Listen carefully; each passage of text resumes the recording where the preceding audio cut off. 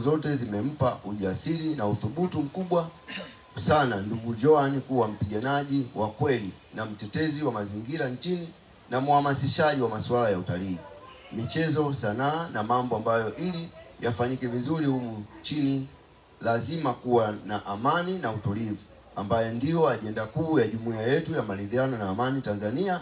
Ndugu Joan, hongera sana. Makofi kwake. Ni heshima kubwa kusimama mbele yenu leo kama mwenyekiti wa jumuiya ya maridhiano na amani Tanzania mkoa wa Pwani.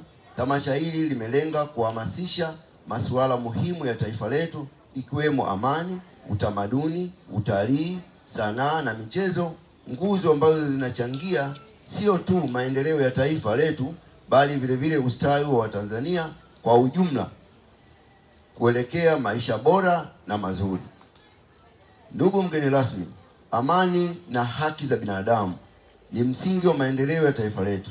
Amani ni zaidi ya kukosekana kwa migogoro na ni uwepo wa haki, heshima na usawa kwa kila mtu.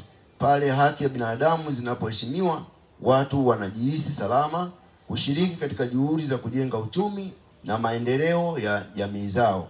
Hatuna shaka kuwa maendeleo ya nchi yoyote iliyotegemea mazingira ya amani, utulivu na mshikamano wa watu wake na watu wake. Ndugu mgeni rasmi, utamaduni, sanaa na michezo ni roho ya taifa lolote lile. Utamaduni ni utambulisho wetu, urithi wetu wa vizazi vya sasa na vijavyo, na ni chanzo cha mshikamano. Lakini utamaduni hauwezi kutenganishwa na sanaa.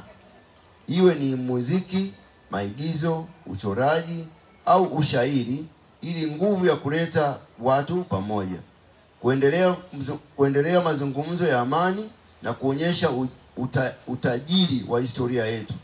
Sanaa vile vile ni sekta muhimu ya kiuchumi, itoa fursa ya ajira na kukuza vipaji.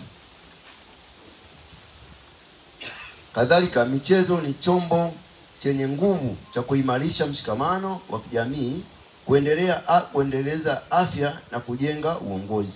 Michezo inavuka mipaka ya kijamii, kidini na kisiasa, ikiunganisha watu kwa misingi ya ushindani mzuri wenye heshima kwa wengine. Taifa letu, taifa lenye utamaduni imara, sanaa inayothaminiwa na michezo inahamasishwa ili kukuza kizazi chenye maadili bora na maendeleo.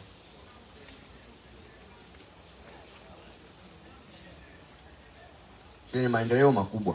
Serikali yetu iliyotambua hili na ndiyo sababu imejitahidi kuwekeza zaidi na kuongezeka kwa bajeti kwa asilimia 82.2 ya mwaka wa fedha 2025 hadi 26 hadi kufikia bilioni 519.66 ikilinganishwa na bilioni 285.3 kwa mwaka wa fedha wa 2024-25 kupitia Wizara ya Habari, Utamaduni, Sanaa na Michezo. Utamaduni na sanaa imetengewa shilingi bilioni 61.2 2025-26 kutoka bilioni 42.8 kwa mwaka wa fedha 2024-25. Ndugu mgeni rasmi, utalii ni fursa kuu ya uchumi na maendeleo ya jamii. Utalii unategemea amani, utamaduni, sanaa na michezo. Katika mataifa yenye utulivu, wageni wanahamasika kuja kushuhudia hazina ya historia, tamaduni na vivutio vya asili.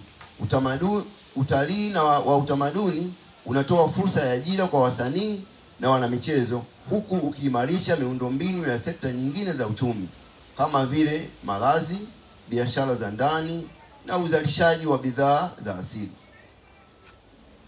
Ndugu mgeni rasmi, utamaduni, sanaa, michezo na utalii ni nguzo kuu katika ukuaji wa taifa letu. Amani inasaidia biashara kustawi. Utamaduni huunganisha watu, sanaa huhamasisha ubunifu, michezo huimarisha mshikamano na utalii kuleta uwekezaji.